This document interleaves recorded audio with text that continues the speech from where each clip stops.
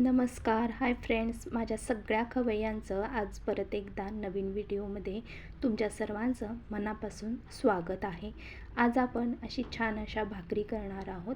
4 भाकरींसाठीचं हे सर्व प्रमाण मी आता तुम्हाला सांगणार आहे. त्यासाठी पहिल्यांदा मी ज्या पद्धतीने पीठ इथे 4 भाकरींसाठीचं बाजूला करून घेतलेलं आहे, या पद्धतीने तुम्ही करू शकता. म्हणजे आपली एक मूठ मिळून एका भाकरीसाठी असं हे 4 भाकरींसाठीचं पीठ मी इथं घेतलेलं आहे. आता हे घेतल्यानंतर ह्यातलंच थोडंसं जे पीठ आहे ते आपण भाकरीला लावण्यासाठी, म्हणजे भाकरी थापत असताना भाकरी परातीला चिटकू नये यासाठी आपण जे पीठ आपण बाजूला करून घेतो त्यासाठीचं थोडंसं पीठ मी इथं बाजूला करून घेतलेलं आहे. आता दुसरीकडे तव्यामध्ये मी पाणी थोडंसं ग्लास पण नाही, अर्धं भांडं पाणी आहे ते उकळून घेतलेलं आहे.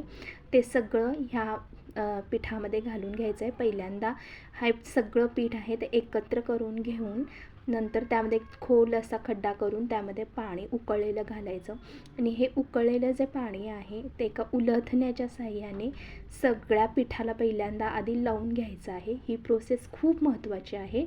यामुळे आपली भाकरी चिरत नाही आणि साईडून चिरत नाही, व्यवस्थित भाकरी थापता येते. याच्यामुळे हे गरम पाणी घेणं खूप गरजेचं आहे. आता हे रूम टेम्परेचरवरचं नॉर्मल पाणी आहे.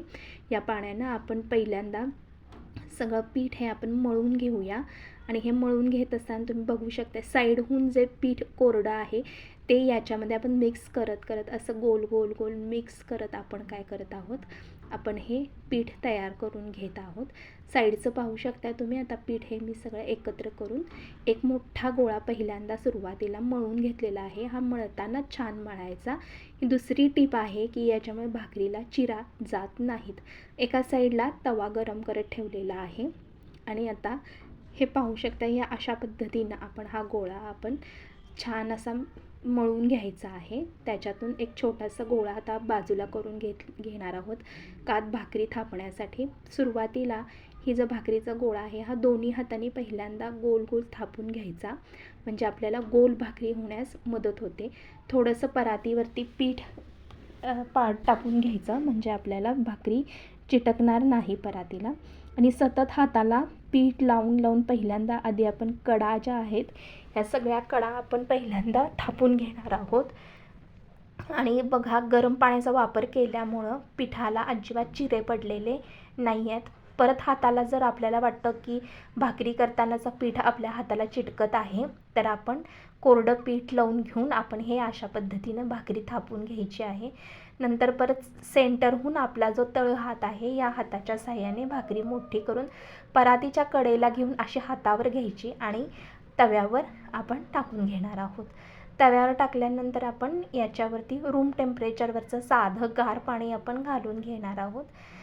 हाताला जर चटका बसत असेल तर तुम्ही ब्रश वापरला तरी चालेल किंवा छोटासा कापडाचा गोळा असेल तो वापरला तरीसुद्धा चालेल. सगळ्या बाजूंनी रूम टेम्परेचरवरचं नॉर्मल पाणी लावून घेणार आहोत भाकरीला, म्हणजे याच्यामुळे भाकरी भाजायला मदत होते. आता तुम्ही पाहू शकता पहिल्यांदा कडेनं उलटण्याच्या साहाय्याने ही भाकरी आपण सेपरेट करून घेऊन मग उलटणार आहोत, म्हणजे जेणेकरून आपल्याला भाकरी सुटायला मदत होते आणि भाकरी मोडणार नाही. तोपर्यंत दुसरी भाकरी तयार करून घेतली आणि पाहू शकताय उलटण्याच्या साहाय्यानं भाजलेली ही जी भाकरी आहे ती पटकन उचलली जाते. याचा अर्थ खालतून भाकरी छान भाजलेली आहे. आता आपण हा जो तवा आहे हा तवा आपण खाली काढून घेणार आहोत आणि जो बर्नर आहे त्याच्यावर या पद्धतीनं ही भाकरी भाजून घेणार आहोत. आणि पाहू शकता खूप छान आणि पदर सुटलेली अशी ही भाकरी तयार झालेली आहे. बाकीच्याही 3 भाकरी या पद्धतीने आपण करून घेऊया. आणि तुम्हाला ही रेसिपी कशी वाटली किंवा हा व्हिडिओ कसा वाटला यासाठी कमेंट नक्की करा. पुन्हा भेटूया नवीन एका व्हिडिओमध्ये नवीन एका रेसिपीसहित. तोपर्यंत नमस्कार.